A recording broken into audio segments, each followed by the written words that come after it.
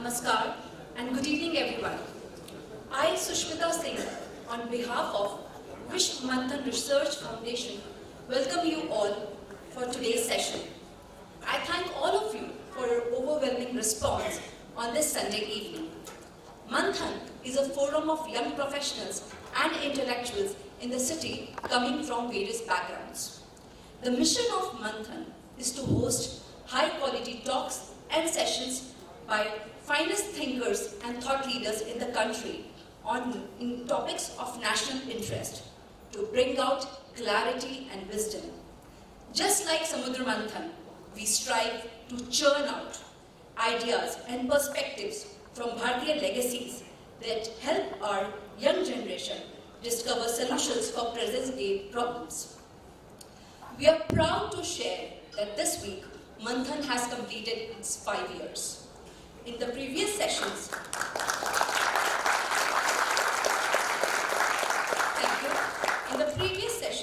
we have invited guests like Vivek Agnihotri, Shri R. Balasubramaniam, Advocate J. Sai Deepak, Sandeep Singh, Monica Arora, Padam Shri Meenakshi Jain, Guru Prakash Paswan, Vikram Sampath, Dr. Anand Ranganathan, Padam Shri K.K. Mohammed and others. Now, I request our convener, Shri Satish G. Sada, to escort our guest on the stage, please.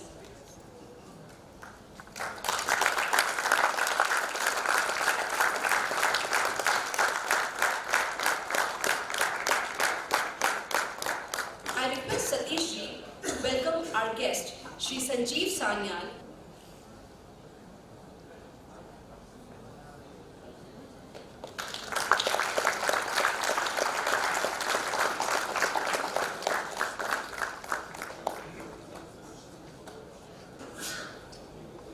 Thank you, Satish Ji. Thank you, Shri Sanjeev Sanyal. Shri Sanjeev Sanyal is a principal economic advisor to Government of India, an internationally acclaimed economist and best-selling author. He has spent 2 decades in financial sector and was global strategist and managing director at Deutsche Bank till 2015. In the year 2010, he was named as Young Global Leader by World Economic Forum. He is also a well-known environmentalist and urban theorist. We have often heard, "De di hame azadi bina khadak bina dhal," but there is another side of coin as well, which says, "Tum mujhe khoon do, main tumhe azadi dunga." The popular view of India's journey to independence from British rule is the famous story of Mahatma Gandhi's extraordinary campaign of non-violent protest. But there was another side as well, which is often forgotten and much less peaceful. We all know the revolt for Indian freedom took major turn in 1857 and continued till 1947. Recalling the history of Indian revolutionaries help us gain some perspective of not so taught part of history where revolutionaries were part of larger network that sustained unarmed resistance against British Empire for half a century. Shri Sanjeev Sanyal, in his latest book, Revolutionaries, the other story of how India won its freedom, shares the version of history with the focus on revolutionaries and armed resistance during the first half of 20th century. Before I invite our guest on the dais. Let's have a look at the video clip.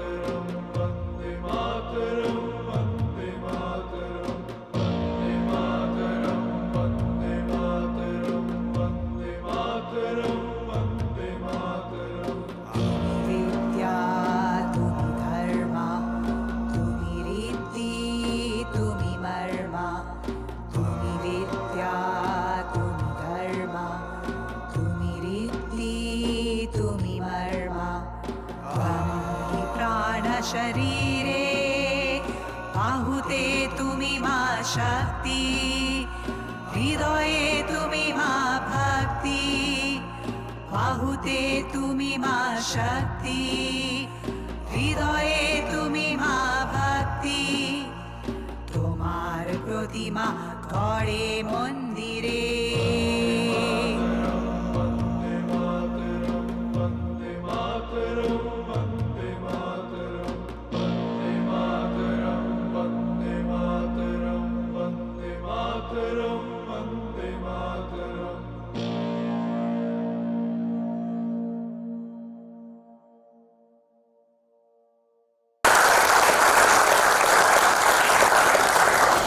Now I request Shri Sanjeev Sanyal to share a snapshot of the book Revolutionaries, the other story of how India won its freedom. Sir.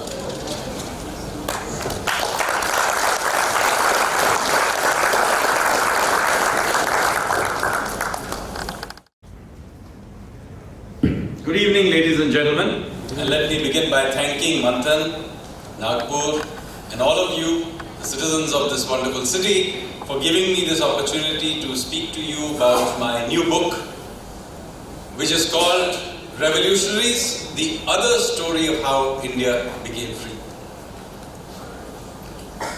Now, the reason I want to tell this story is because the conventional story of how India won its freedom is usually told from exclusively the point of view of the non-violent movement, particularly that led by Mahatma Gandhi. Now, I'm not here to say that that didn't matter, but there was another story of armed resistance to the British. Now, it's not that we have forgotten the characters who are part of this armed resistance. Names like Chandrasekhar Azad, Bhagat Singh, or for that matter Raj Bihari Bose or Netaji are still known and respected across India. However, the impression that you get is that somehow these were individual acts of bravery that didn't ultimately add up to very much. That effectively what they were doing was flashes in the pan without any real big strategy, that it didn't have any real impact on the broader story. What I'm going to do, hopefully over the next 45-50 minutes, is to give you a glimpse of a different way of thinking about the story, where I will show you that we were not dealing with random acts of bravery. Bhagat Singh didn't get up one morning and just decide to go to the Central Legislative Assembly and throw a bomb. Netaji didn't get up one morning and decided to escape from his house in Elgin Road in Kolkata and make his way through Afghanistan and Russia to Germany. This was a part of a very large movement sustained over decades by extraordinary men and women with a clear strategy of what they were trying to do, with networks not merely within India, but also all over the world, whether it's in North America or the UK or in continental Europe, Japan, Singapore, and in many other places. And this was a really interesting story of adventure, of being participants in major world events. And in fact, even the activities of the Indian National Congress and of Gandhiji himself cannot be understood without reference to what the revolutionaries were doing. So that armed resistance was not just something that, occasional random acts of, violence, but is part of a much bigger story, which I am going to now tell you about. So to understand this, firstly, do remember that armed resistance was always there in India, right from the 18th century when the colonial project took off. And as many of you will know, right from the beginning there was, for example, the Marathas, the Sikhs, the Poligars, the Paikas, various other groups who did put up resistance to the British. Many of those events happened right here in and around Nagpur. Now, that round of resistance to the British ultimately culminated in the 1857 revolt, which was thoroughly put down, brutally. And after that, the next half a century odd was largely peaceful. Yes, there were the occasional revolts by, for example, Birsa Munda or the nobility of Manipur, but they were not really threats to the British Empire. So the real next round of armed resistance to the British began to take shape at the turn of the 19th to the 20th century. And there were two characters who played a very important role in this. One of them is Aurobindo Ghosh, who many of you may actually know as Sri Aurobindo. Now, Sri Aurobindo, unfortunately, today is remembered merely as a hermit and a monk living in Pondicherry. And even many of his own followers, unfortunately, have diminished him into a, isolated sadhu doing some spiritual search. But in fact, he was a firebrand, and he is one of the most important fathers of our freedom struggle. And he certainly is the intellectual font from which the revolutionary movement took off.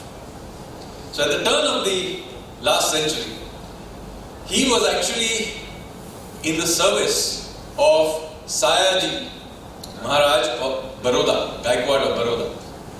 And he was in Baroda, he was the vice principal of Baroda College, which is now MS University. His room is still there. And while there, he was envisaging a major revolt that could be triggered in India by essentially working up a network of akhadas out across India. Now you have to understand why this is an interesting idea. Since ancient times, India had always had a network of semi-religious akhadas. Every village, every community had an akhada. The men, sometimes even the women, would go there, train. And it is these akhadas which actually kept up resistance to first the Turks, then the Mughals, and then also the British. The British had tried very hard to defang them and sort of convert them into youth clubs. But effectively what they were actually centers of martial arts. For example, the tradition of Malkham in this part of the country comes from this akhada tradition. So what Aurobindo Ghosh wanted to do was to revive this akhada network and convert it into a force for causing a revolt. So he then wrote a pamphlet called Bhavani Mandir. It's an 18-page pamphlet. You can get it off PDF online. Please read it. And I will tell you why it's interesting to Nagpur even later. Now, Bhavani Mandir was basically a plan for creating a network of akhadas and to use that as a form of revolt to the British. And so he and his brother then began building this akhada network, and he himself moved to Kolkata, and he and his brother Bari began to create this network. Now, this network came to be known as the Anushilan Samiti. Now, Anushilan literally means disciplined society. Now, you would wonder why would the revolutionaries call themselves by such a strange name. But now that I've explained to you that they were actually a network of akhadas, you can see why the name that the revolutionaries gave themselves was the Anushilan Samiti. It was actually a network, it was not one location. Now, while he was doing all of this, this is now, remember, the first decade of the 20th century, there was another remarkable man, Vinayak Savarkar, who was studying in London. And he, with the support of a group of relatively wealthy, Paris-based non-resident Indians, what we would now call NRI businessmen in Paris, he began to create a network of young, firebrand Indians. First in London, then all across Europe, and ultimately many of them would end up even in North America. Yeah. So these two people were creating this. Now do remember one important thing, that there has always been revolt, a sort of an idea of revolt in India. But this, what they were doing, was actually quite new. New because these two characters did not want to go back to, unlike 1857, they didn't want to go back to the past. And as you will see, the revolutionaries really wanted to create a modern India. They were basically modernizers. And also remember that the milieu in which they are doing all of this is a milieu in which a lot of religious revivalism is also happening. You have Swami Vivekanand, you have Darayadan Saraswati, you have all the Singh Sabhas, and so on. So this is also, having been defeated over a century by the British, the underlying current in India was that we have to modernize ourselves in order to fight against the British. So again, a big contrast with what Gandhiji would do later on, who was very much going back to the past. The revolutionaries were very much into going into the future. They were very much about modernization. Now this phase of revolutionary activities, however, did not last long. By 1909, 1910, in Kolkata there was something called the Alipur bomb case, because the Anushilan Samiti did carry out various attacks, so British intelligence caught up with them, and Aurobindo and his brother were jailed. Many members of his team of the Anushilan Samiti were hanged, and Baring Ghosh was sent off to cellular jail, Kalapani, and Aurobindo Ghosh, as you know, very famously escaped to French territory in Chandanagar and ultimately to Pondicherry, where he would spend the rest of his life. Similarly, Savarkar's network also was, there was a crackdown on it. One of his followers, Madan Lal Dhingra, was hanged for carrying out an assassination. Many of his followers then escaped to Paris, where for a while they would be operating. He himself would be captured and brought back to India, although he did almost manage to escape in Marseille by jumping off the ship. Very exciting story, but unfortunately he was recaptured, brought to India, put on a trial, and also he was sent off to Kalapani. So this phase of revolt, although it sparked many people, it didn't actually lead to very much in the first round. But it did inspire a very remarkable bunch of people in the second round. So the new generation was led by two interesting characters. One was Lala Hardayal, who was a follower of Savarkar, who made his way to North America and he made his way to British Columbia and California area, where there was a significant number of Punjabis, particularly Sikhs, who were beginning to settle there. They were working in mostly agriculture, but specifically in the logging industry. And he began to talk to them about his ideas. And so there was a rapid radicalization of many of the Gurudwaras along that coast. Now meanwhile in India, the Anushilan Samiti that had been disrupted partly by the arrest of Barin and Aurobindo Ghosh came under the control of another remarkable person called Raj Bihari Bose. Now Raj Bihari Bose now began to put this network together along with another remarkable young man called Sachindranath Sanyal. Now, we are now here in 1912. In 1912, remember what is happening? The British are shifting their capital from Kolkata to Delhi. It has just been announced in 1911, but it's actually in 1912 that the actual shift happens. And as a part of this grand shift, there is the British decide that they're going to do this big cavalcade entering Old Delhi. At that time, New Delhi hadn't yet been built. So they would enter, like in a Mughal procession with elephants and horses and band, baja, etc. And their impression was that this is a good way to impress upon the Indians that, we rule, and not only do we rule from Red Fort. So they were going to do this big cavalcade in through Chandni Chowk to Red Fort to show off their power. So Raj Bihari Bose turned up on that day and he hid himself along this path in a wholesale market called Katra Dhulia. It still exists, by the way. And from the first floor, he and an accomplice of his threw a bomb on Lord Hardinge, who was then the viceroy. And it actually landed on his howdah. It blew up. It killed his attendant, or the Mahut, and very badly injured the viceroy himself. But it didn't kill him, but he would be injured for 6 whole months. So he was pretty badly injured. Then Raj Bihari Bose escaped from there, went off to Dehradun, where he used to work in the Forestry Research Institute. Where, incidentally, Raj Bihari Bose acted like he had just got the information. He was very, very hurt by this news. And he organized a big sabha, where he vehemently condemned the attack on the viceroy. He was so convincing in this that when a few months later Lord Hardinge actually came to Dehradun, he was put in charge of the welcoming committee. Now here we are at the end of, this is December 1912, so 1913 flips over. What is happening in 1913 is that the First World War is beginning to brew up. So Raj Bihari Bose decides that this is the opportunity to essentially cause a revolt in the British Indian Army. War would be there in Europe. The attention of the Europeans would be in Europe, and we would have an opportunity to really cause a second round of what we had not managed to do in 1857. So a rerun of 1857, and maybe this time we will succeed.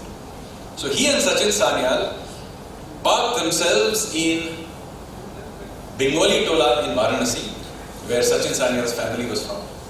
And then they began to infiltrate all the regiments in UP, Punjab and other places. And they began to plan that on a certain day, I think it's the 20th of February in 1915, there would be a big revolt. So all the regiments were primed. Meanwhile, Lala Hardayal was working with all the Sikhs, Gurudwara network in North America. And there also, everybody was getting primed. In fact, there were many Sikhs who were coming back to India with guns and other things from North America. So this was going to be a big revolt. The date was set. Unfortunately, just a few days before the revolt, one of the central planners of this revolt switched sides, and in Lahore he informed the British that this revolt was beginning to happen. So overnight what happens is that the Indian guards are removed from all the armories and British guards are put. Just hours before this revolt was supposed to happen. So there are a few small revolts, but really nothing much happens. The only place where there is a big revolt, interestingly, happens in Singapore, where the Indian regiment there revolts, captures Singapore and holds it for 4 or 5 days. But of course, since they were the only people doing the revolt, they were put down after a few days, and most of the rebels were shot dead actually on Outram Street. So this particular attempt completely failed. Many of those who were going to revolt, including many of those who had escaped and come from North America, they were captured in various places and they were killed. Raj Bihari Bose himself escaped to Japan, and Sachin Sanyal was captured and he was sent off to Kalapani. But this wasn't the end of it. Raj Bihari Bose, having reached Japan, he then began to create contacts with the Germans. Remember, the First World War is still going on. This is still second half of 1915. And the Germans decided that and their allies in the First World War were the Turks, they decided that there is a case for helping these revolutionaries to cause a revolt in India. So what they do is they begin to supply arms and other things to these revolutionaries. And they come up with this plan that they are going to buy 30,000 rifles in North America. Remember, North America, US has not yet entered the war. They will enter the war only in 1970. So it's a neutral country. The Germans buy 30,000 rifles, they put it on a ship and they decide to send it to India.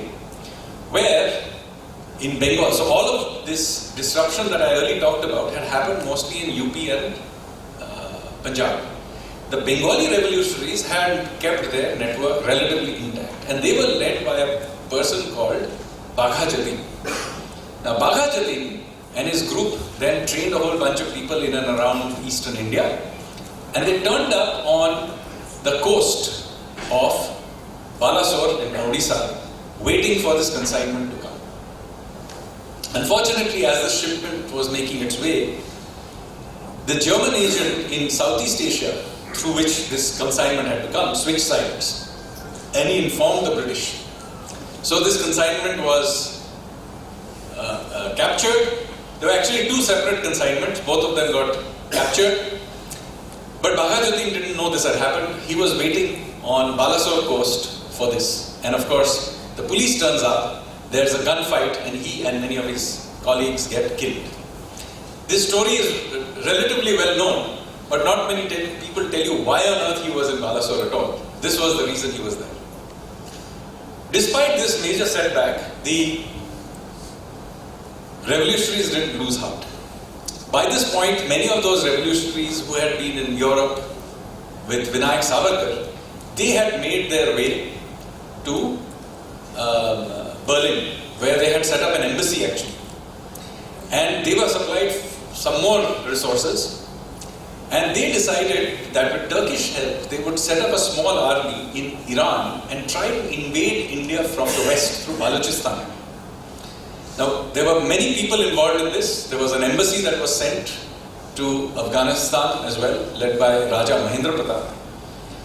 But the attempt to create an army in Iran and try and go through Balochistan was led, interestingly, by a local boy from Nagpur called Pandurang Khankoji.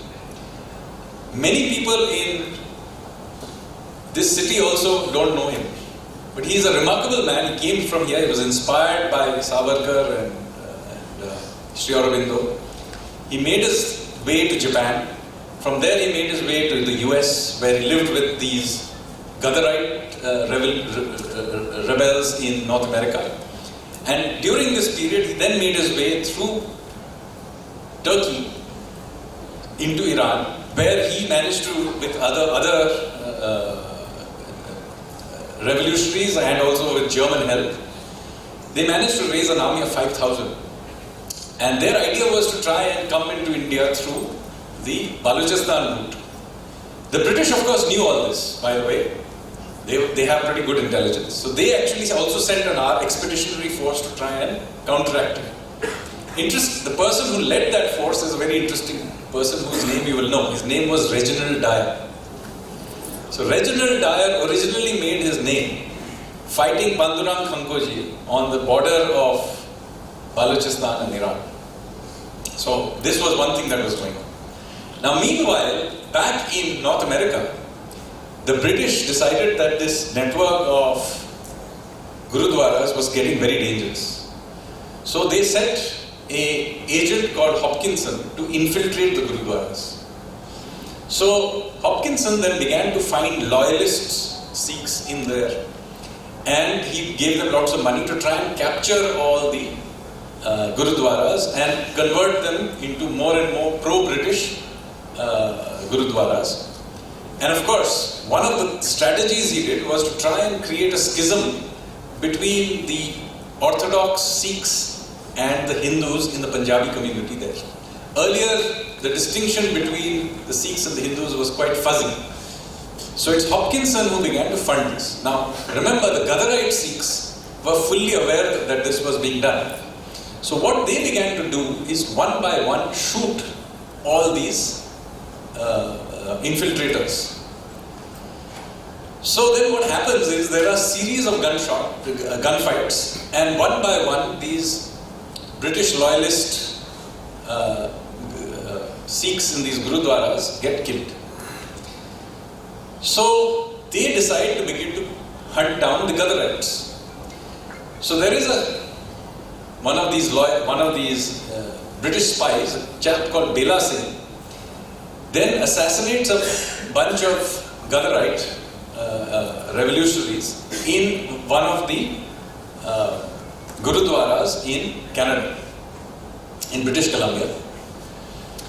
And of course he gets captured, but everybody knows that he's going to be let off because the British intelligence obviously does not want one of their own to get into trouble. So there is a show trial in which everybody knows he's going to be let off. And Hopkinson himself says that he will go and give a testimony in favor of Bela Singh. So he turns up there and he's going to enter the court to give his testimony, when a Gatharite called Mullah Singh pulls out his revolver and shoots him dead, and then tries to kill Bela Singh as well.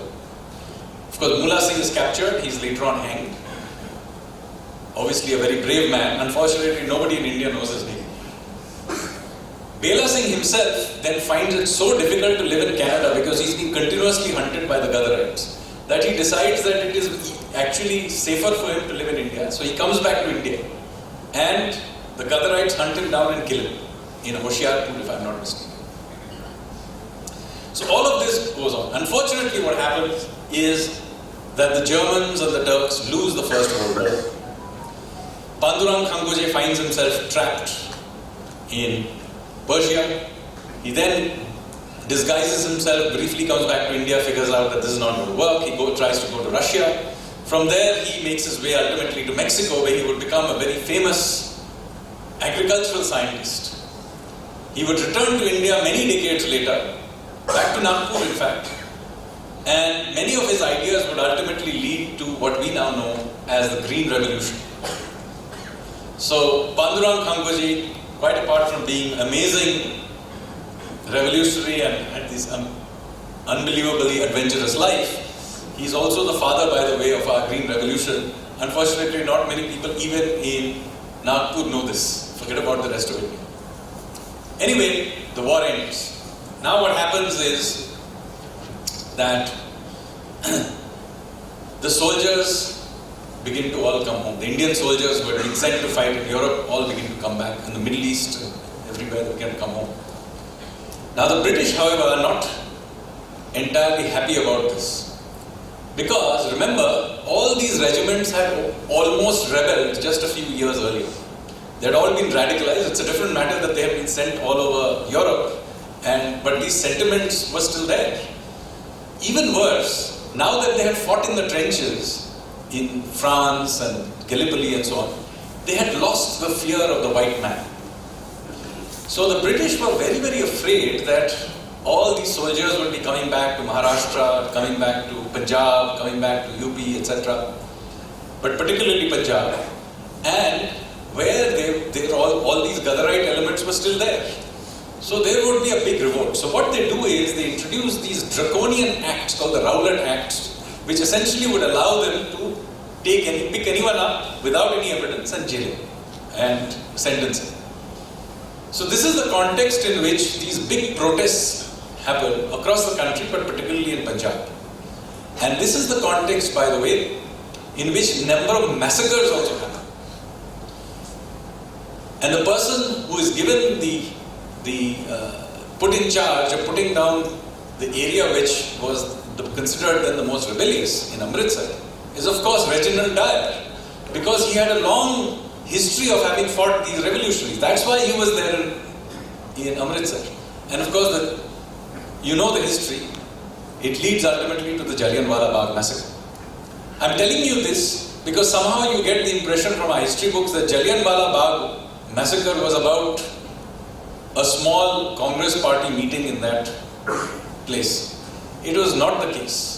Unless you know what the revolutionaries were doing, you do not know why the Raul attacks were there or why there were protests against it. It had everything to do with the revolutionaries, specifically the Gadarite era of revolutionaries. And the Jallianwala Bagh massacre was not the only massacre that happened. There were several other massacres, including some in which the British used what was then brand new technology, aeroplanes, to bomb several cities in that area.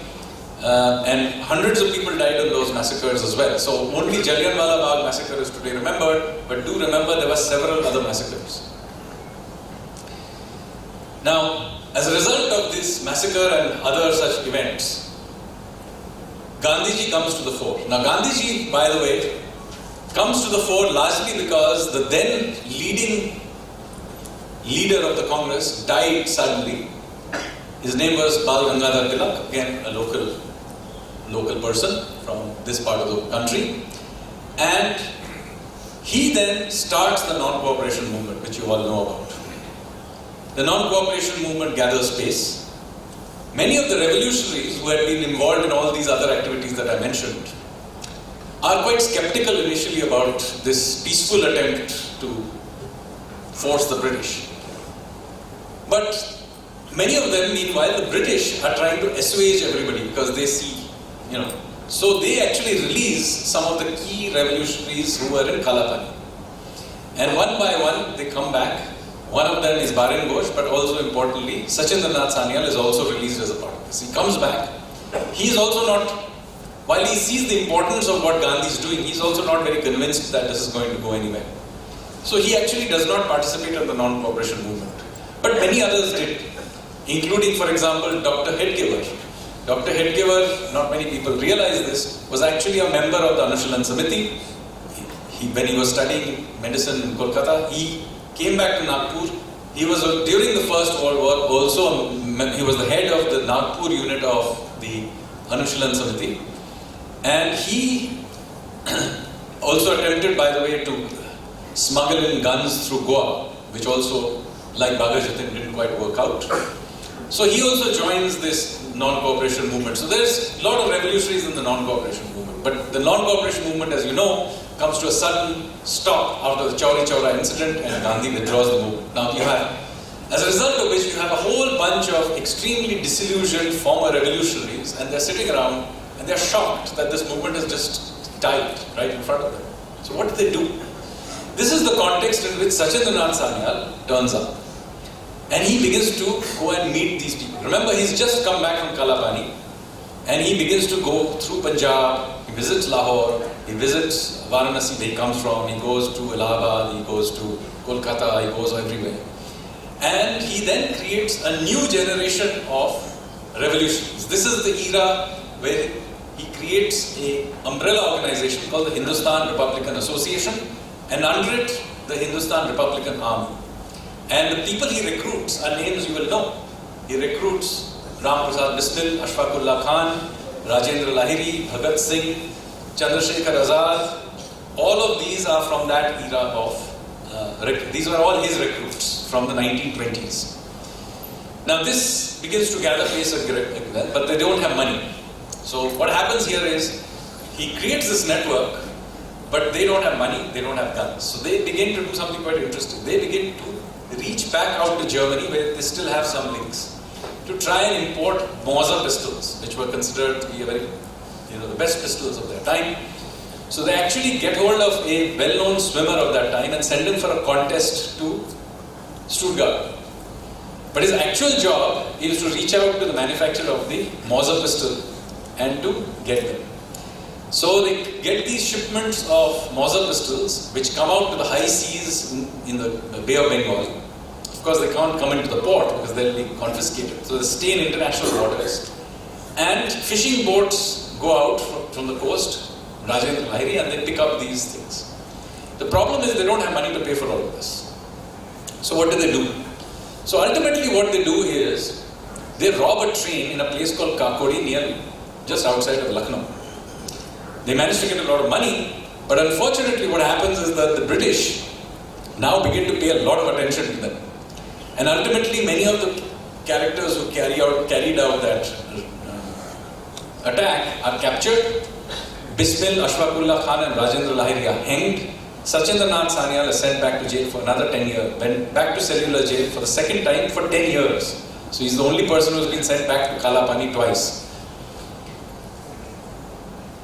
Now what happens is that there is no leadership, because all the top leaders have again, already this is the third round, again top leadership is gone.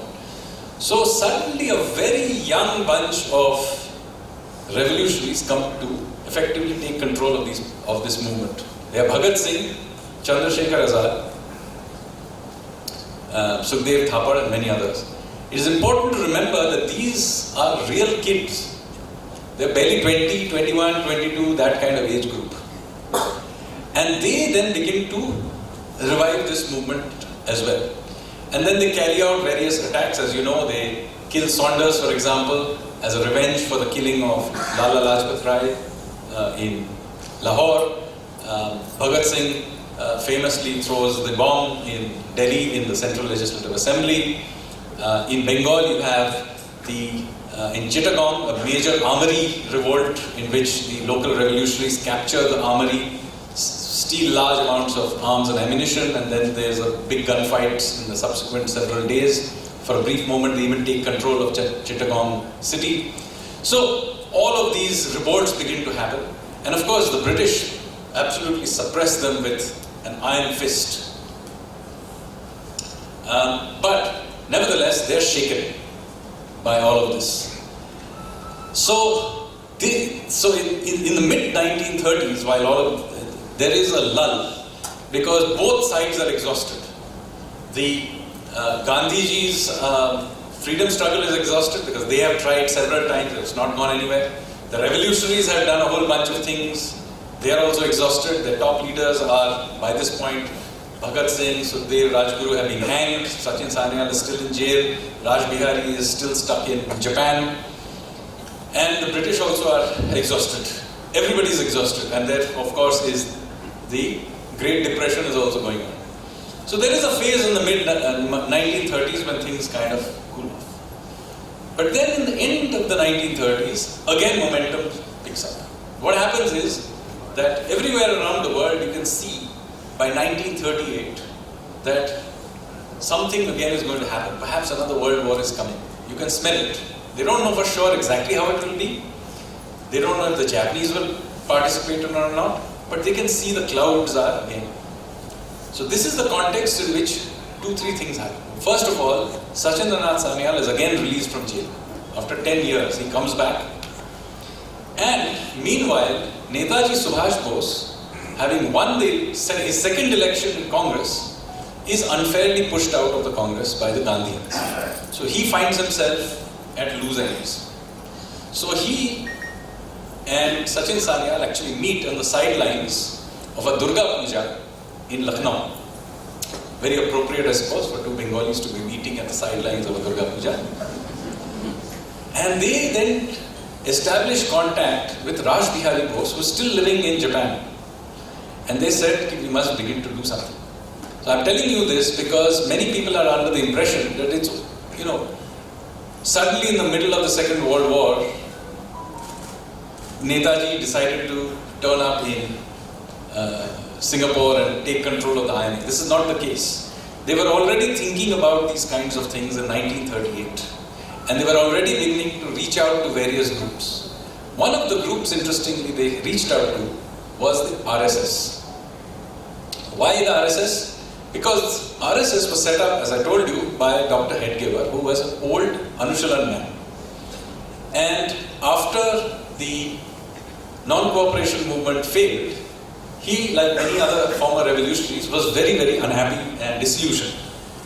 Now, some of the revolutionaries would then, as I told you, would end up in the HRA and that lineage of activities. But some of them decided to actually spin off into another movement as a response to the major massacres that had happened in the Mopla revolt in what is now Kerala. So they began to take the view that this appeasement of Muslims were ultimately building up into this demand for a separate country was a dangerous thing. So they began to actually organize themselves in a different way, using a much more Hindu nationalist platform.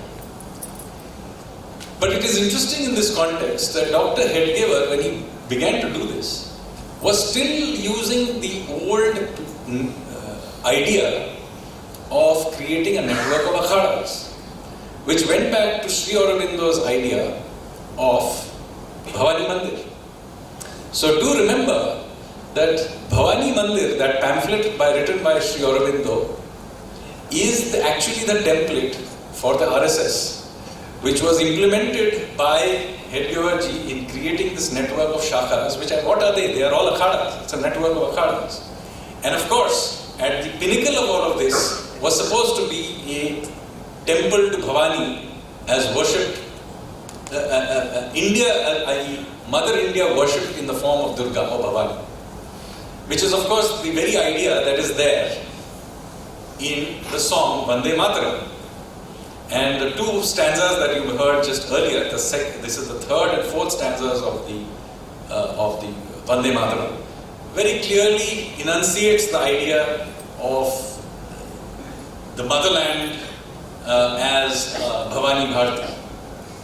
So this idea, interestingly, remains embedded to this day in the RSS. If you go to the main headquarters of the RSS, not far from here, and you enter their main hall, what will you see there? You will see a big bronze statue of Bhavani Bharti. So, in some sense, that is Bhavani Mandir.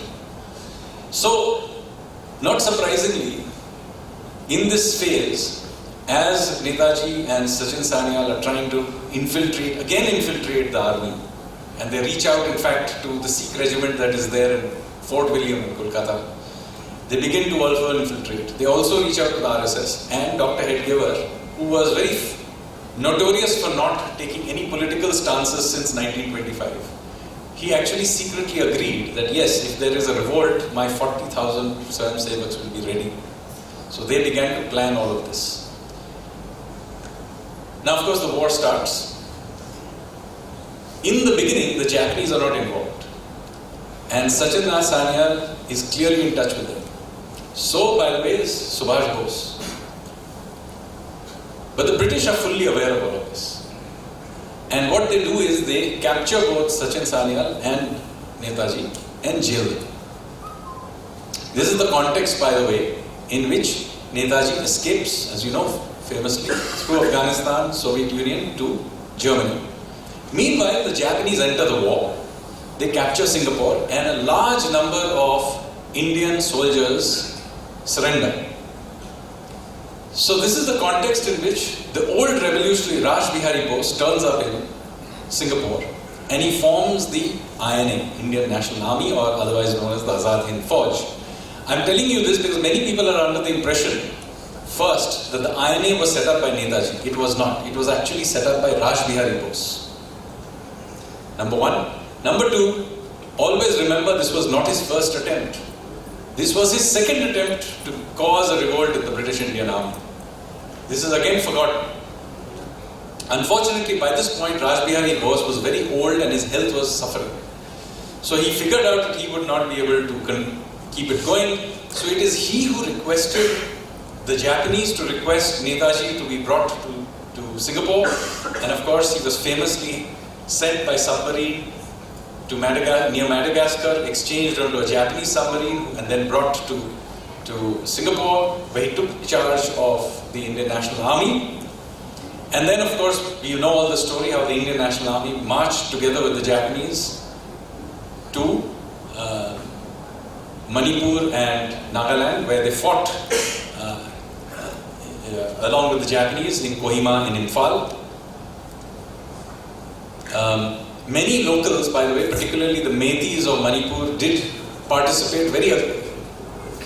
Many of them participated in this effort, and so suddenly there was a lot of buzz about all of this. In the middle of all of this, however, the British, having worked out that the Japanese and the INA were trying to enter from the east, they withdrew all the food from Bengal to stop them from coming in through that route. So they had to take the more northerly route, not through Bengal.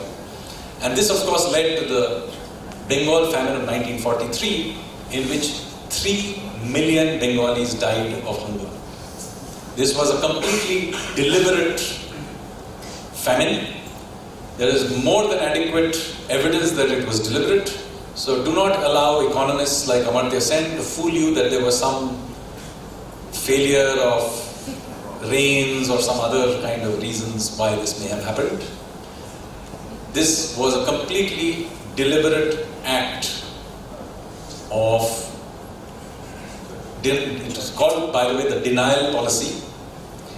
And food was simply withdrawn from South and East Bengal and caused this horrific famine, which I talked about. Anyway, nonetheless, the Japanese, of course, lost the war. And Netaji died or went missing, depending on what your view was in the matter. I don't have a particularly strong view on it. But it is true that the INA had yet again failed. So from the perspective of the revolutionaries, it may seem that yet again, after they had failed, they had tried to do various things. In the first decade, it had failed. Then they had tried to do the Gadarite revolt in the First World War. That had failed. They had tried to do Hindustan Republican Army in the interwar period. That had failed. They had tried to do the Chittagong Armory revolt. That had failed. Then the INA, which had, of course, big thing, that had also failed. So it would have failed that they had just kept failing. But I hope by this point you have realized that these were not small attempts, failure or not. These were serious, large-scale events which had real impact on the course of history. And many of these characters did go on to do various things. So for example, as I said, you cannot understand the Jallianwala Bagh massacre unless you understand the Gadarites, for example. However, did the revolutionaries fail? To understand this, you need to understand what happens next. What happens is that the soldiers of the INA are marched back to India and they are put on trial in the Red Fort. Now, why is this a big deal? It's a big deal because, you see, during the war, most Indians actually did not know about the INA. They knew that Netaji had escaped, that he may be with the Japanese doing something, but they had no idea about the sheer scale of it because of wartime censorship. But here were tens of thousands of Indian soldiers being marched back, and suddenly it clicked in people's heads that, oh my God, an army of liberation had made its way into India.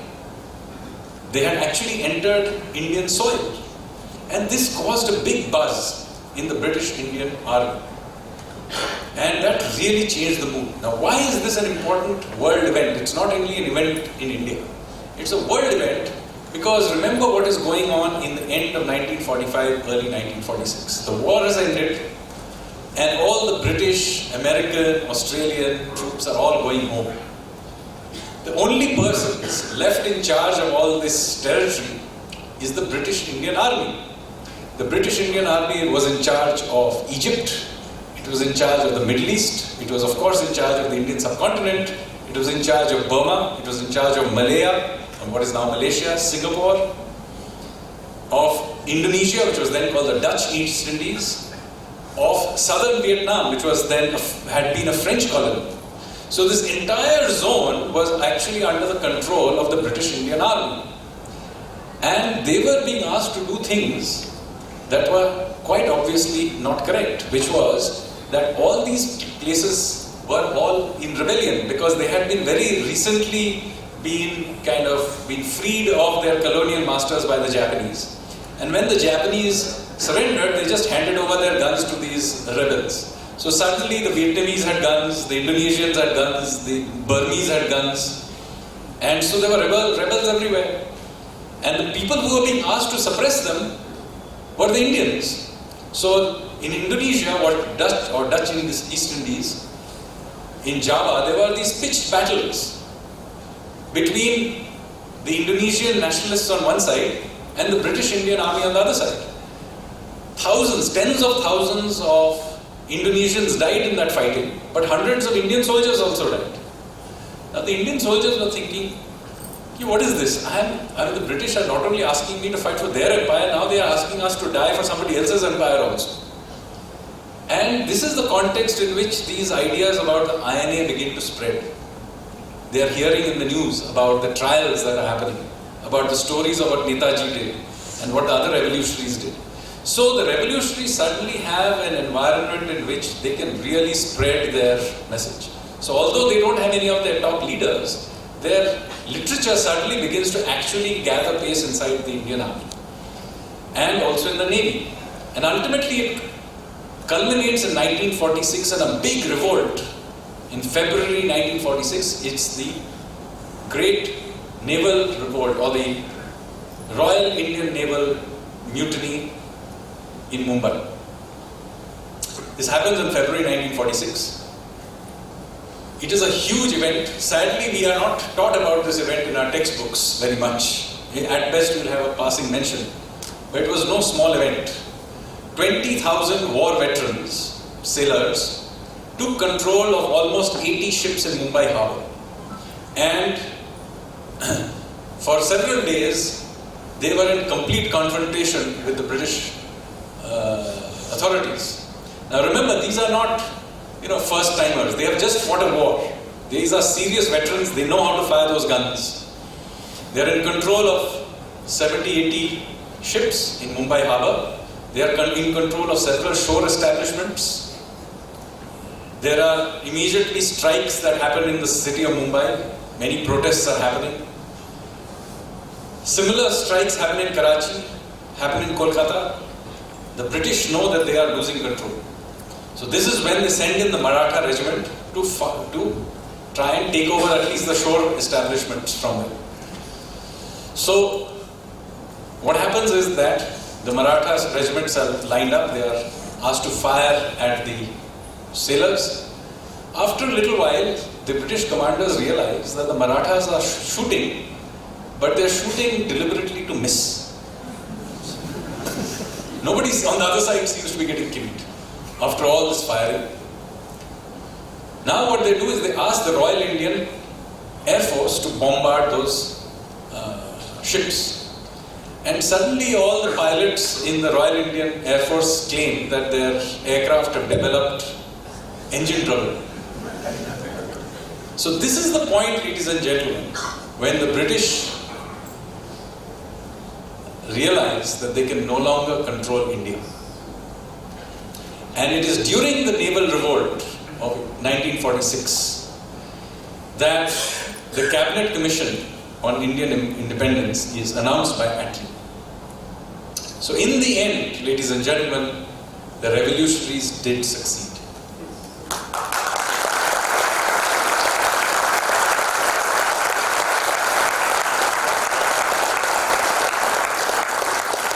As you can tell, it's a very different story of how India became free. So the question is, why aren't you and I told this story at all? The problem is that at the time of independence, things did not go too well for them. First of all, do remember that the revolutionaries had lost their entire leadership by this point. They had essentially expended themselves entirely. There was no Netaji, there was no Raj Bihari Bose, there was no Sanyal, no Bhagat Singh. All of them had died, gone missing, hanged, killed, etc. So they had no top leadership. Second, and equally important, where did these revolutionaries come from? They came from Bengal, they came from Punjab, and they came from Maharashtra. And all three communities that were part of this would go through a terrible phase at independence. So let me tell you a little bit about their stories. At the time that India became independent, Bengal and Punjab were partitioned. So those revolutionaries who had given everything to get independence, at the point that India became independent, however, became homeless. Many of their houses were burned down. Their women were raped, and they found themselves as refugees. So this is what happened to many of them. So far from celebrating India's independence, many of them found themselves homeless and destitute. Maharashtra, of course, did not get partitioned. But even here, the story is a very sad one. While the wider Maharashtrian community had been at the forefront of the revolutionary movement, but the Brahmin community specifically had been particularly important in the revolutionary movement. Unfortunately, what happens is that a member of their community, of course, Godse, assassinates Mahatma Gandhi, and following that, the Gandhians go on a grand rioting spree. So, the irony is, in response to the assassination of the apostle of non-violence, when he actually gets assassinated, the Congress party goes on this absolute orgy of violence. Hundreds, perhaps thousands of Maharashtrian Brahmins were killed. Tens of thousands of houses, businesses, etc. were burnt down. One of the tragedies of Indian history is that this is not much written about, not much told about. This has almost been wiped out of our memory. But this is very sad, because if this had not happened, we would perhaps have avoided what happened to the other two communities in the 70s and 80s as well. Because what happened in 1948 to the Maharashtrian Brahmins would happen to the Sikhs in 1984. And with a slight variation, would happen to the Bengali refugees, Hindu refugees coming into India in 1979 at the Morin Chhapi massacre. So one of the great tragedies of Indian history is that the revolutionaries contributed more than their fair share to make India free, but independent India treated them very, very shabby. None of the soldiers of the INA were ever taken back into the army. None of the mutineers of the Royal Indian Navy were ever taken back into the Indian Navy. None of them were even given the status of freedom fighters till many decades later. And it's only in 2021 or 22 that finally the soldiers of the INA, I think it was in 2021, finally the soldiers of the INA were taken on, the few who were there, were taken on the parade on Republic Day down Rajpath. And it is only last year, in 2022, that the naval revolt was finally celebrated by the Indian Navy in its flotilla on the Republic Day parade. So it's only in the last very few years that we have finally begun to recognize the contributions of the revolutionaries to our freedom struggle. This is the reason that we are finally, as we dig out all this history, we should remember that this history is a very tragic one in many ways, personally for many of these people. Many of them were basically forgotten. They were not given much recognition. In fact, many of the sites related to them were actually almost deliberately destroyed.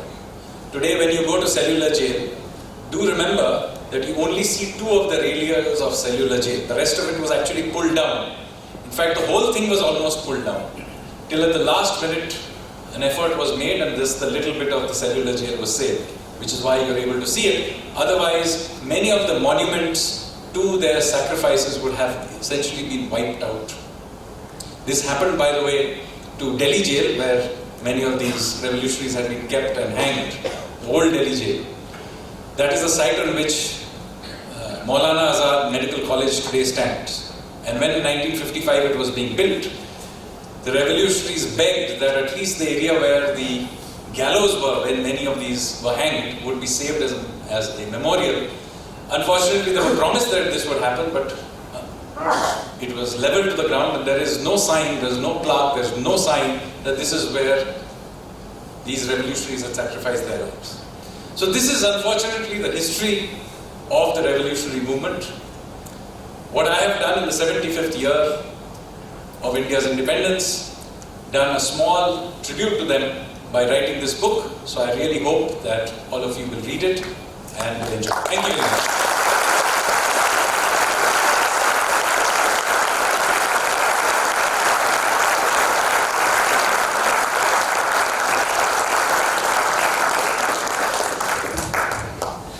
Thank you so much, sir, for bringing out the glimpse of forgotten heroes and their sacrifices in the light. It was indeed a captivating and inspiring session. I am personally now more interested in delving deep into our history, and I am sure most of us feel the same. Thank you so much. Now, going forward, we are moving towards our question and answer session. I hand over the mic to Ankita ji. So hello everyone. I know you all have a lot of questions, and the enthusiasm, the curiosity that I could see is, I could not express this in words obviously. But yes, many of us today know about Pandurang Khan Koje, and I'm sure many of the youngsters would not even have thought that Nagpur was so much important historically. Many of us questioned Dr. Hedgewar's participation in the freedom movement, and now they have an answer today, I am sure. And now that I am conducting this question answer session, I'll take the liberty to ask the first question, obviously.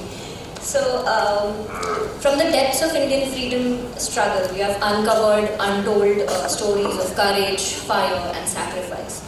But why did you choose to name your book Revolutionaries, the other side of how India won its freedom, and not something else, as in the lesser known stories or unknown incidents about our Indian freedom struggle?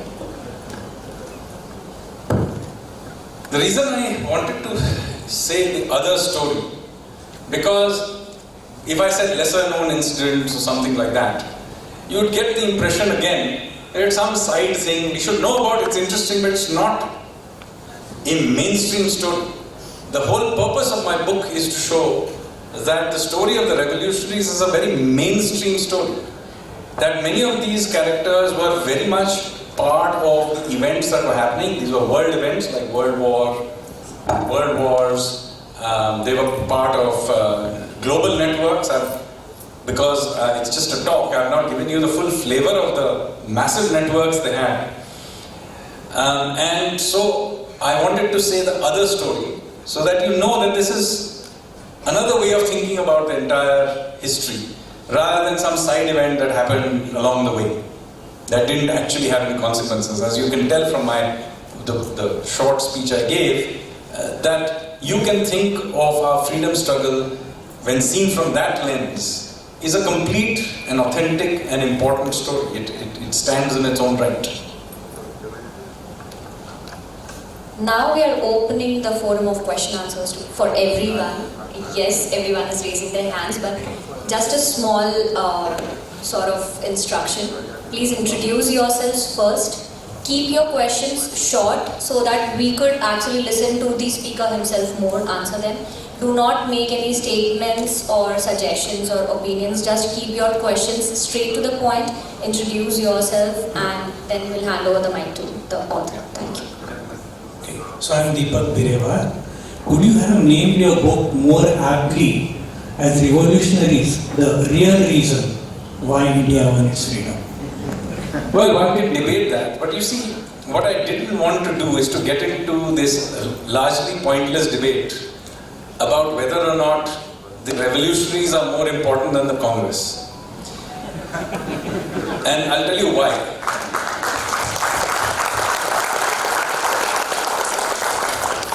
Because you see, you cannot actually separate them meaningfully. You cannot separate them because, first of all, many of the revolutionaries were important parts of the Congress themselves. Netaji himself was a president of the Congress party. And the revolutionaries, by the way, were powerful enough inside the Congress that they could win elections against the Gandhians inside the Congress. And this is not just about Netaji, this could go back all the way to the frictions between so-called extremists and moderates that happened in the first decade of the 19th century. So, the point that I was trying to make is, these are co-evolved movements. Many of these people knew each other, many of them were responding to each other. Many of the things that each side was doing can only be understood in the context of what the other side was doing. What were the debates? So you can only understand what Mahatma Gandhi is saying if you know what the alternative storyline is. And in fact, in Young India, there is a debate between Sachindranath Sanyal and Mahatma Gandhi. Very famously, they had a debate with each other. That was part of the public debate at that time. So what I'm trying to do here is, rather than get into this business of which is more important, to show that your mainstream story is actually a partial view. That this other story exists and it is a story that stands in its own right. And if you, as you will read the book, you will see that it provides another way of thinking about even the events of the non-violent movement. I hope I answered your question. Yeah. Thank you for the session, sir. My name is Pooja Maheshwari. I wanted to ask a question about the other reasons that why the story is not being told. So, at the time of our independence, we have too many conflicts going on within the country, and we want to create basically a unified Indian Union and ensure that the ideas of revolutionaries who were fighting for Indian independence from the British is not taken out of context to then fight for a separate territory out of this Indian Union. So what is your opinion about this being one of the major reasons why the narrative of non-violence is promoted more than this narrative? The revolutionaries were never demanding of separate homeland at any point in time. If anything, they were the most nationalist of the various streams of the freedom struggle. In fact, it is the revolutionaries who very vehemently opposed partition, for example, much more so than the Congress did. The Congress ultimately accepted it.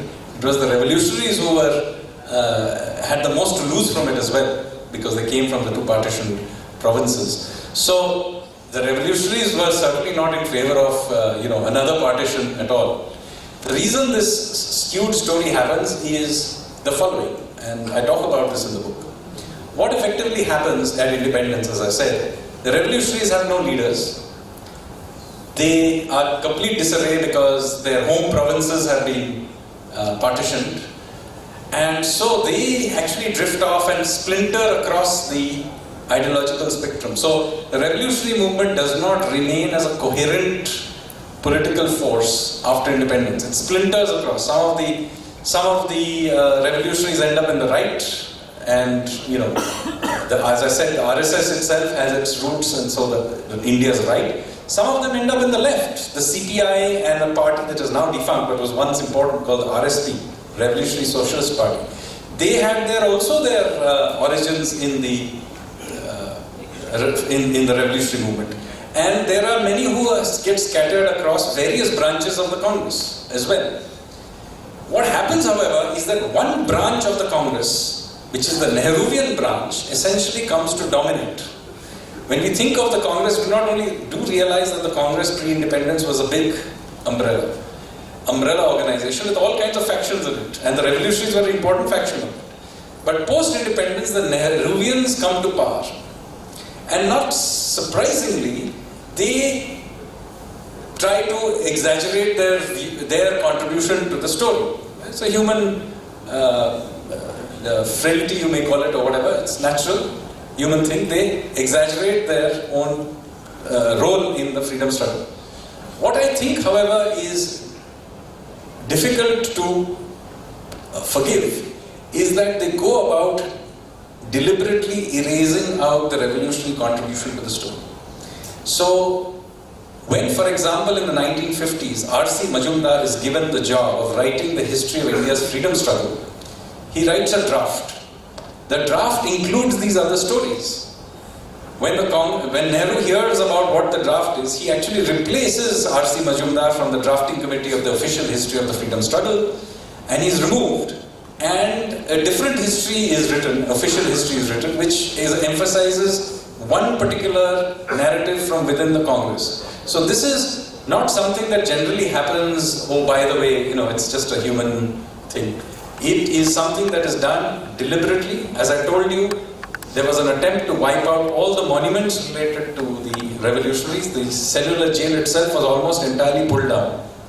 At the very last minute, the 2 radials you see today were saved. I told you about how Mamsi, for example, was built on top of a revolutionary. So all their key monuments were simply slowly wiped out. And of course, they were wiped out of textbooks. You get the impression that they were these random acts of violence that were carried out by the revolutionaries, and there was no overall strategy. Whereas, hopefully, from the talk I gave you, you could see that they had clear views of what they were trying to do. They had a clear vision of what they were trying to achieve. In fact, contrary to many people's belief, the very idea of India being a democratic republic with universal suffrage also comes from the revolutionaries. The very first time we find an articulation of India as a democratic republic with universal suffrage is actually in the constitution of the Hindustan Republican Association written by Sachindranath Sanyal.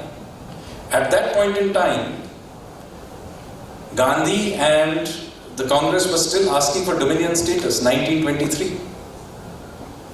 So, the revolutionaries had an important role in how we thought about India, thought about it as a fully independent country, thought about it as a fully democratic country, a republic, also thought about it having full universal suffrage at a time when even in the UK, women did not have votes. So, they had a very important role in envisaging modern India.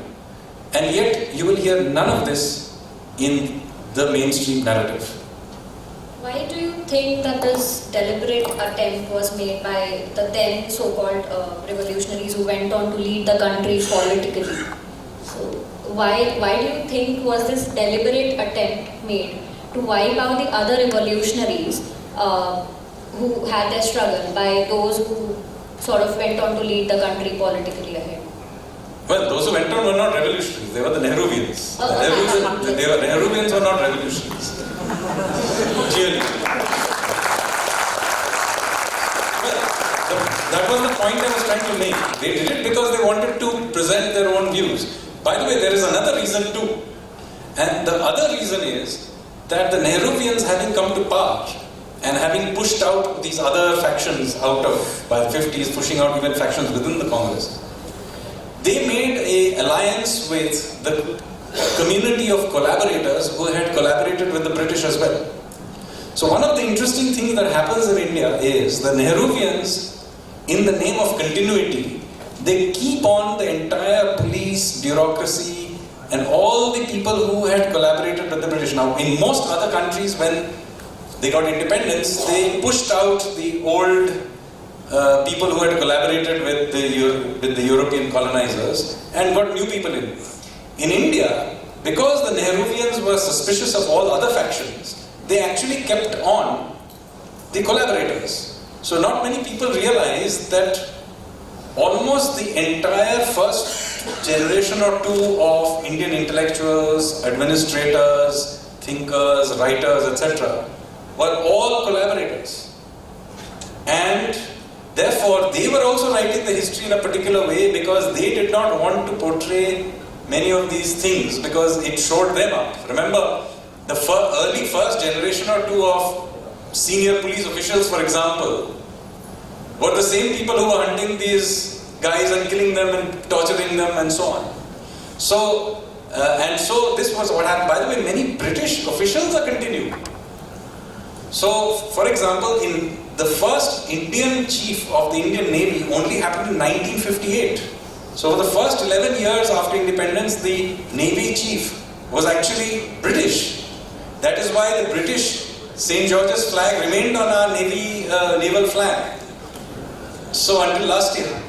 So what I'm trying to show you is what happens is that the India gets captured by the Nehruvians, yes, but at least you can say that they had put in some effort into the story of freedom. But their allies are the collaborator class.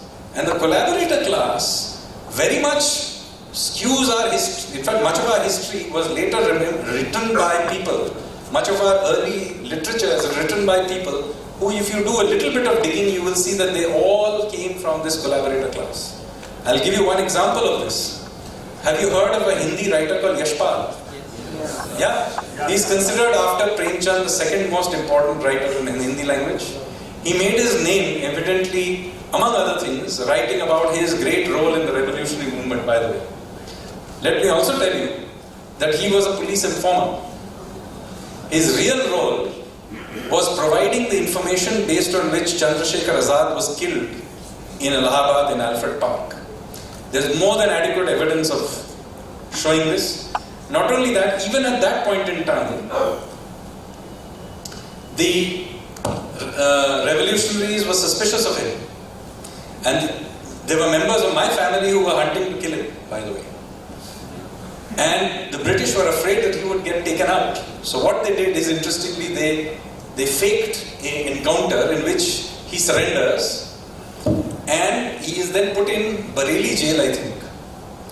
Now let me tell you, Bareilly jail is not Kalapani. Not only is he put in Bareilly jail, he was allowed to get married and keep his wife in jail also. Now if you think that this guy is an authentic revolutionary in the age where, no self-respecting revolutionary was sent to Bareilly jail, luxury wing with his wife. They were sent to Kalapani and were being whipped there, or Mandalay at least. So, this guy, after independence, becomes one of India's most famous writers. He then becomes he is given every award you can, Padma Bhushan, Gyanpith Award, you name every literary award you can imagine, he won. But the reality of this man is, he was a police informer. Hi, Sanjeev. My name is Alok. And you have met earlier somewhere. Yeah. I hope you can hear my voice, right? Yeah. Yeah, so we met earlier somewhere in City Fort or PHDCC, right? I work at IIT Delhi. And so I'm just picking some of the threads which you mentioned. The collaborators on one part, right? The narrative setting on the other part. And the way history has been written and what has been taught and why it was written. Now, you're a brilliant guy who can actually go ahead and write a book, and a lot of people, including like your family, my family also had connections with Mr. Hedgewar. My great grandfather was from IIT Roorkee, and he built all of this kind of stuff. So when it's only like 5 years back, I went back to IIT Roorkee to check what he actually did, right? Some stupid engineering course, whatever. So my point is, we all are collaborators in terms of rebuilding this entire narrative of history, right? You being an author, you can actually do that. What is your answer to how individuals like us, or maybe hundreds of more set of people, who can actually go and look at those kinds of documents, and where do we actually portray and say, look, my great-grandfather did this, so that's how it actually contributed to the right narrative. That's what the simple question is. So I think this has got to be a national effort. It cannot be, me or Vikram Sampath and a couple of other people writing. We are doing what we are doing, and by the way, this is not even my job. 90% of my time is in doing something else. So I do this on the side as a hobby or a passion, whatever you may want to call it. But in the end, this battle cannot be won by amateurs in their free time. This requires an army. It requires very serious research, because I have, of course, today talked about just one part of one thing. The freedom struggle is one part of our history. Within that, the revolutionary part is one small part. So it's a 50-year period in our 5,000-year history. And I'm just trying to correct this a little bit, and you saw how much effort it takes. So I obviously cannot do this on my own. I need people to do this. Now, of course, we need to create a generation of academics, writers, thinkers who will write this new history. But there is also a role to be played by people who are amateurs, who are interested in this, simply digging up interesting history is, and taking interest in the matter, collecting material, that is in some ways a mass movement that has to happen in order to rework our brain around what the real story is. For example, the history that we now know of, the mainstream history that we know, of course, I was talking about the Marxists and collaborators and Nehruvians who skewed the history post-independence. But of course, they were building on further skews that already had been inherited from the colonial period. And let me show you how these things still infect our day-to-day conversations. You still get the impression from our history books and the general conversation that the Mughals ruled India, then a few years later the British ruled India. But there was an intervening 80-year period when the Marathas ruled India. This city is the result of that period, in fact. Now 80 years is not a small period of time. The Indian Republic has still not existed for 80 years. And more of India was controlled by Baji Rao Peshwa than by Akbar. And the only thing you really hear about this man is that he fell in love with Mastani. And that also because of Bollywood film. So, what I'm trying to say is this history has to be simply reclaimed back. There are many skews in this. Some of it is, a lot of it is deliberate. The British deliberately edited out of our history all the victories of the Indians. That is why when you read even today our history books, you will get the impression every time there's a battle, the Indians lose. 3 battles of Panipat, Indians lose. Battle of Plassey, Indians lose. Battle of Buxar, Indians lose. Arey bhai, we must have won some battles in 5,000 years, no? Where are they? So there has to be a public pressure to bring this narrative back and capture it. Now, this is not some thing about history telling just for national pride. It has real consequences in the way we think of ourselves in political debates today. For example, you suddenly have this discussion that India is not a nation, it's a union of states. There is a certain gentleman who keeps making this point. And since he didn't make it as an off-the-cuff, he obviously believes it because he's making this over and over again. Now, where did this narrative come from? It obviously comes from a British era idea that there never was an India. Why did they have this idea? Why did they suddenly come up with this idea? After all, they didn't have this idea to start with. They didn't call East Union of States Company. Did they say it? They called it the East India Company. Right? So they had a conception of India as some sort of a civilizational nation to start with. It's only in the 19th century they introduced the idea that there is no such thing as India. Obviously because they control us and they don't want us to think of ourselves as a country and a nation. So they create this narrative about India is not a country. Churchill very famously says, India is no more a united nation than the equator. Now one could say that also about Britain today.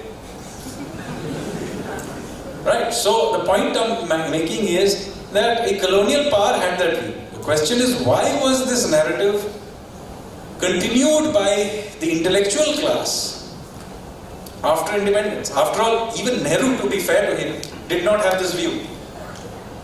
After all, at independence he says, the soul of a nation long suppressed finds utterance. That's why he says that in his speech, right? He doesn't say the soul of a union of states finds utterance. Right? So he had a conception of nationhood. So why is it that 75 years later, there is still this thing that fitters around in an intellectual class that India is not really a nation, that somehow it's been forced into one? Why? The reason for that is again goes back to the collaborators who actually became our intellectual class. You see, for them, India existing before 1947 is a very problematic thing because their activities and those of the ancestors before 1947 clearly shows them up to be traitors.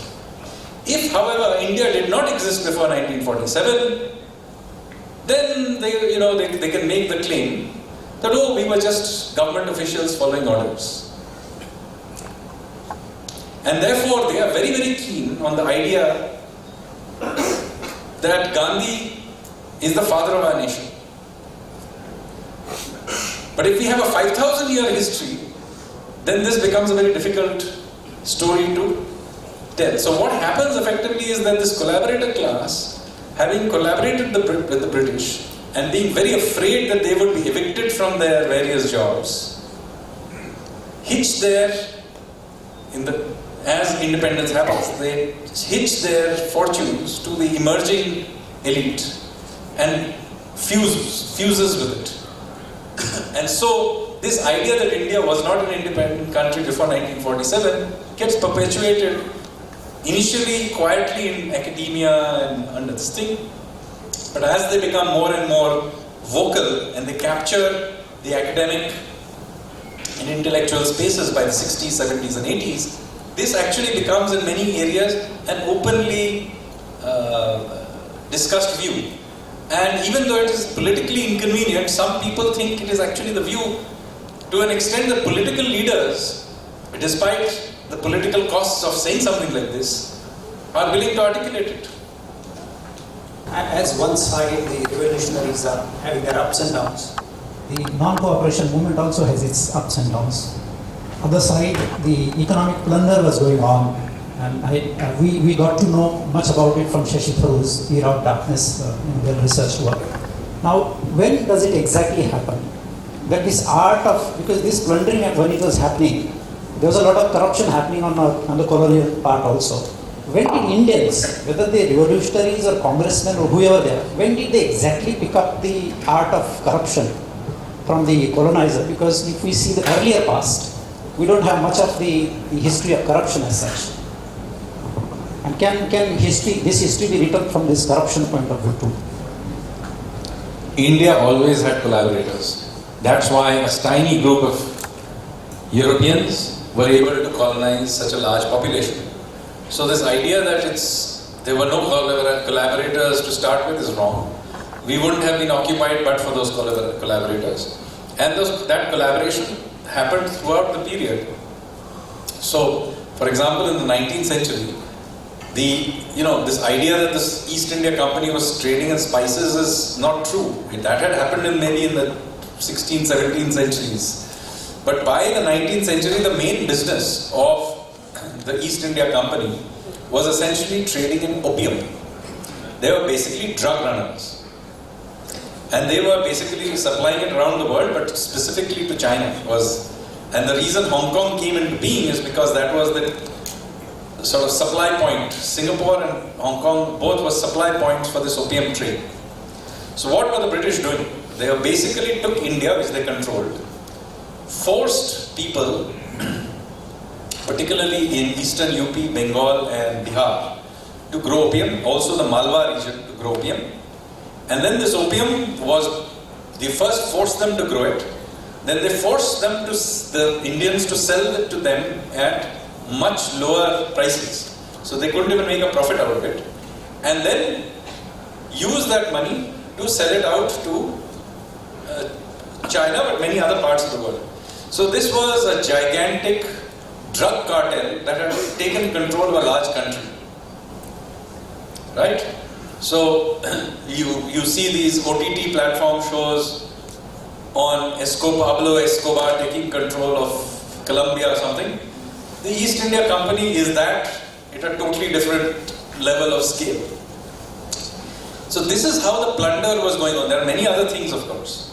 While they are doing that, they are also introducing all kinds of tariffs and incentives to essentially deindustrialize India in order to be able to sell machine-made goods and other things into India. So what they do is they systematically create incentive structures that leads to the complete collapse of our own industrial base. India was rich historically because we had an artisanal industrial base, and that artisanal industrial base began to be completely wrecked, deliberately. At the same time, there is a huge attempt to wreck our social fabric as well. So for example, our traditional education system is wrecked. Firstly, they say, only the Brahmins educate themselves through it, it's casteist, etc. So we'll shut it down and create a modern education system. So they wreck our education system. Whereas in fact there's more than adequate evidence that a sizable proportion of India's population, including lower castes, were actually literate before the British got here. There's very good studies on this, by the way. We had a indigenous vaccination system against smallpox across the country. That was also wrecked. That's why in the 19th century you see these massive, plagues of smallpox outbreaks in which millions died. They wreck all kinds of things across the country, and they essentially pauperize us. In all of these activities, let me assure you, Indians participated very enthusiastically. Okay?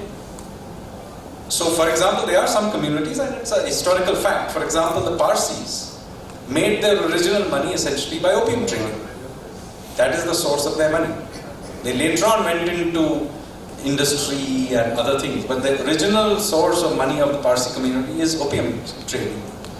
There were many other groups as well who signed up to this.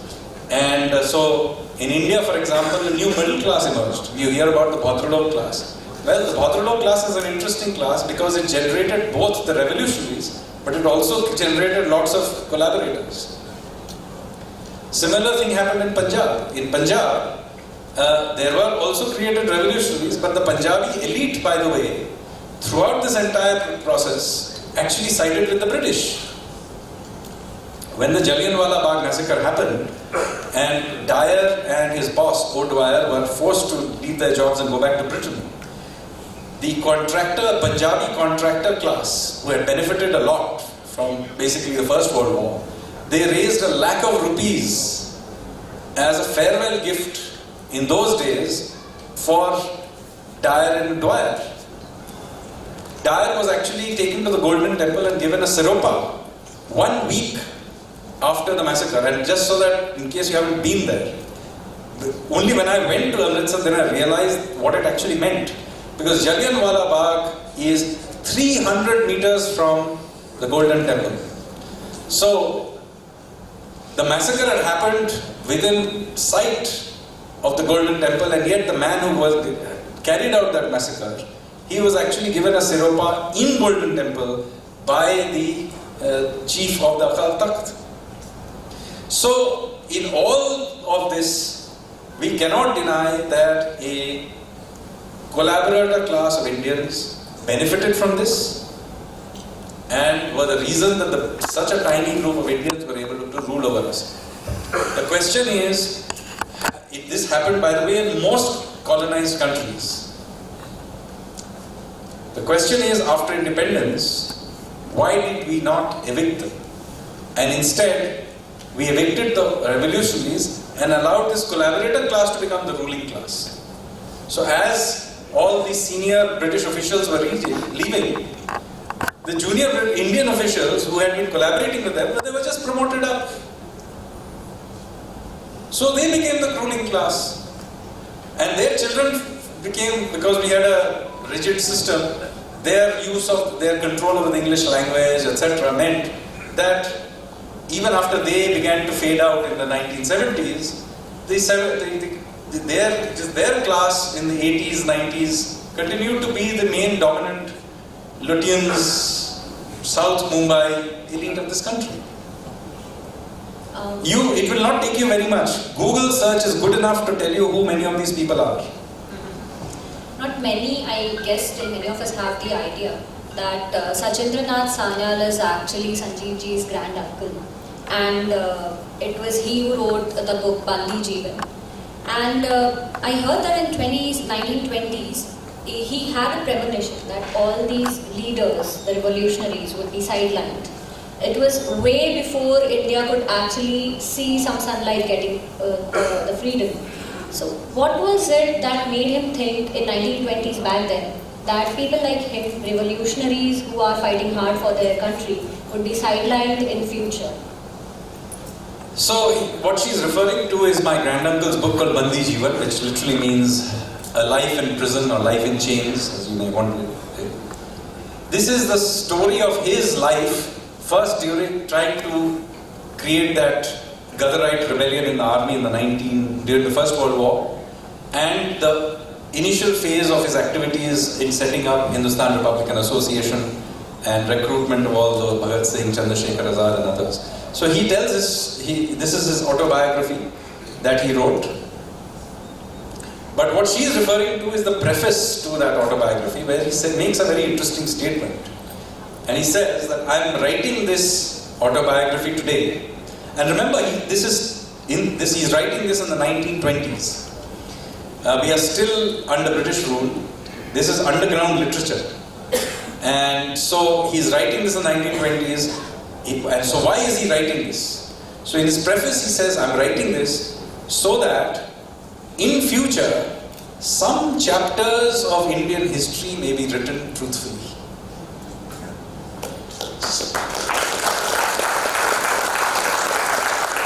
So he already has a premonition that maybe the story will not quite be told. And it is not surprising, because even at that time you can see what is happening.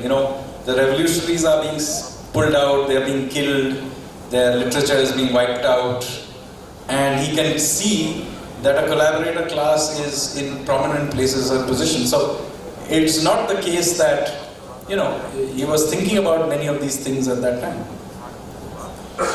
Next up, in 1905, Lord Curzon announced Bengal partition. So I think this should be the last question, because I'm also getting tired. Yeah. Okay. And Swadeshi. And maybe one more question from the gentleman there. Yeah. And Swadeshi movement to spread quickly that time. Let's just skip this, and I would really like you to elaborate on Sri Aurobindo, the saint of Pondicherry, as you say in your book. And there are some interesting things about him. How do you see him through the pages of history first? What made him drift towards the spiritual journey, leaving behind freedom struggle? And if you could really give a gist about what Bhavani Mandir text says. Okay. And I'll take his question as well, and then I'll answer it together. Yes. Yeah. नमस्कार sir, हमारा नाम आशीष भारतवंशी है। मेरा सवाल आपसे ये था, हिंदी में कंफर्टेबल? हाँ ठीक है, बताइए। हमारा सवाल आपसे ये था कि जैसे एक नेशनलिस्ट रिवॉल्यूशन उस समय पे हुआ था, जैसे सावरकर जी ने किया, टिळक ने किया, भगत सिंह ने किया, लेकिन इन रिवॉल्यूशन को खड़ा करने से पहले उन्हें एक सोशल रिवॉल्यूशन भी करना पड़ा था। जैसे सावरकर जी को सारे जातियों के लोगों को एकत्रित लाना पड़ा था, मार्क्सिस्ट आइडिया भगत सिंह को भी फैलानी पड़ी थी। तो जैसे हम आज पॉलिटिकल इतिहास का इस्तेमाल करते हैं, जैसे आज ये लेक्चर हुआ, तो हम हमेशा ये देखते हैं कि हम यूजुअली वही आइडिया पिकअप करते हैं फॉर द पॉलिटिकल बेनिफिट जो हमारे करंट सिनेरियो के अच्छा होगा। जो सोशल रिवॉल्यूशन वाली आइडियाज है हम उसे ड्रॉप आउट कर देते हैं। और इतिहास में ये देखा गया है कि the ideas of Gandhi which was towards Hinduism, उसे भी लेटर ऑन कांग्रेस ने ड्रॉप आउट किया, या फिर इतिहास अपने आप को फिर से दोहराता है। तो अभी जैसे हम ये इतिहास पे चर्चा कर रहे हैं, तो क्या ऐसा है कि हम सिर्फ मसल पावर उठा रहे हैं और जो सोल पावर है एक्चुअली जो सोशल रिवॉल्यूशन की है उसे हम उठा नहीं रहे हैं? तो क्या ये होगा कि आने वाले समय में अगर हमने उस सोशल रिवॉल्यूशन वाले पावर को नहीं उठाया तो फिर से ये बैकडाउन जाने के chances? So actually these two questions are the same question.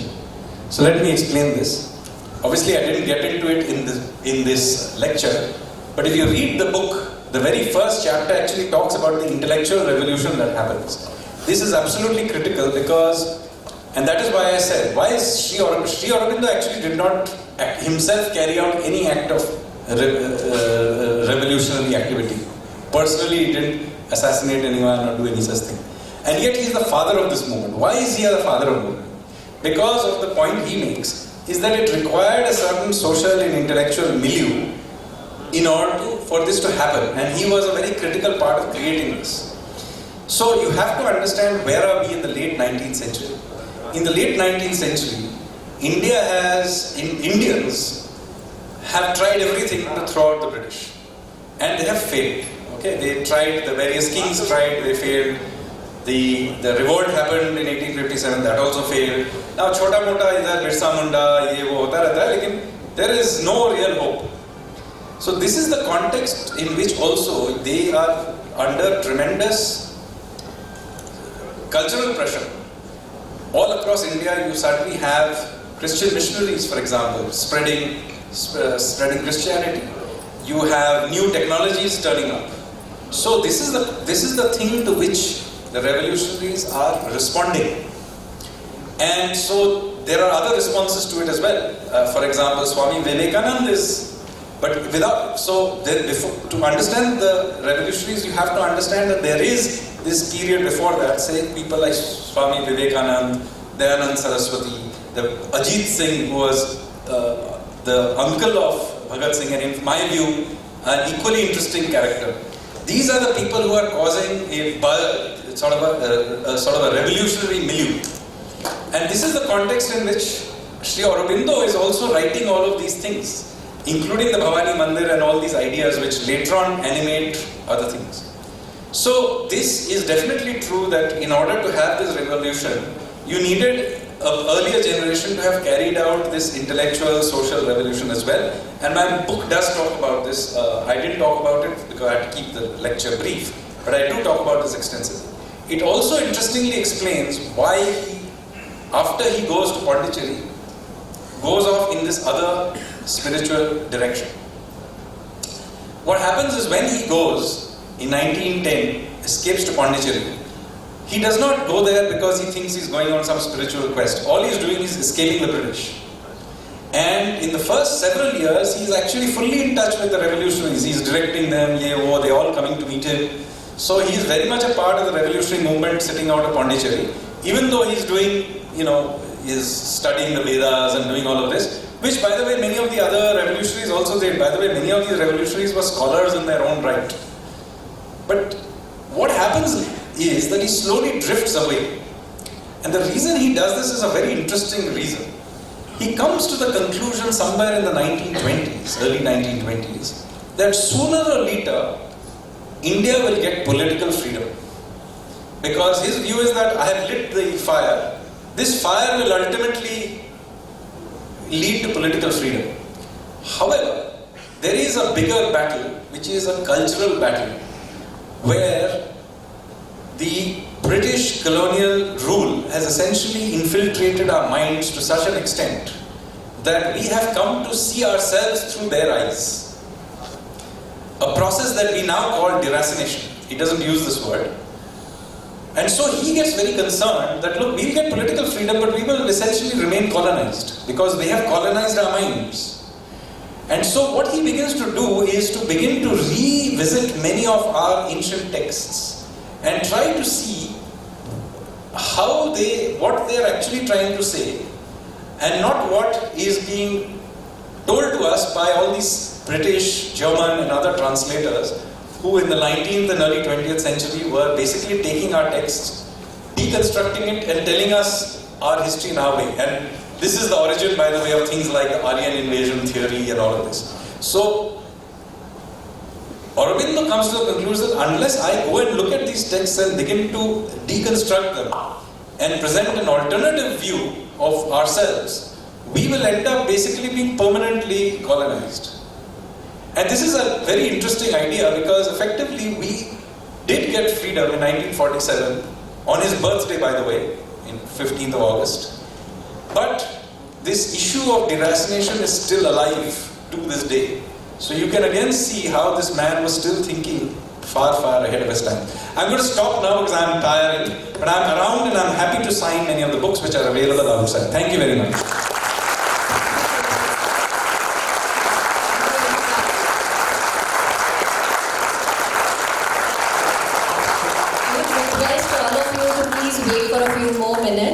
We have a vote of thanks and which will be followed by Rashtragit. So please just be seated on your seats for just a few more minutes and handing over the mic to Nikitaji for vote of thanks, and please wait for Rashtragit. Thank you.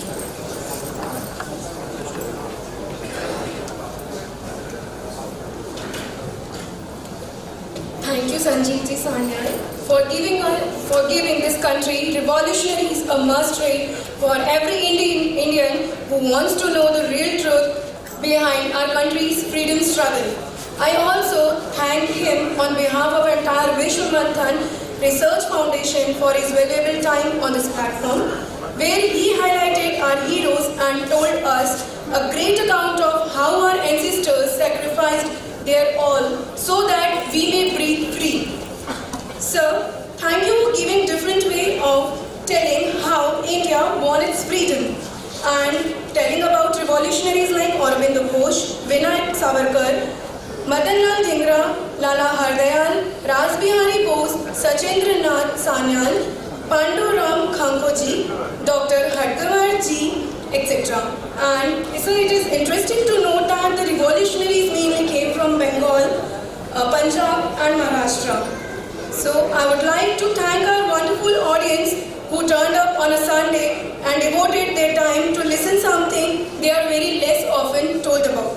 I would like to thank Chitnavis Center for this wonderful place and technical support. And last but not the least, all the supporters who have been with us since the advent of this initiative.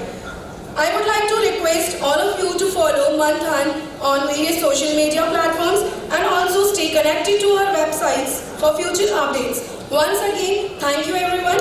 I would request you all to please stand up. And now I request Shruti Paivar and Sakshi Sarpade to conclude this session in their melodious voice with the... That is good because that was the real anthem of the revolutionaries. Vande Mataram, Vande Mataram, Vande Mataram, Vande Mataram, Vande Mataram, Vande Mataram, Vande Mataram,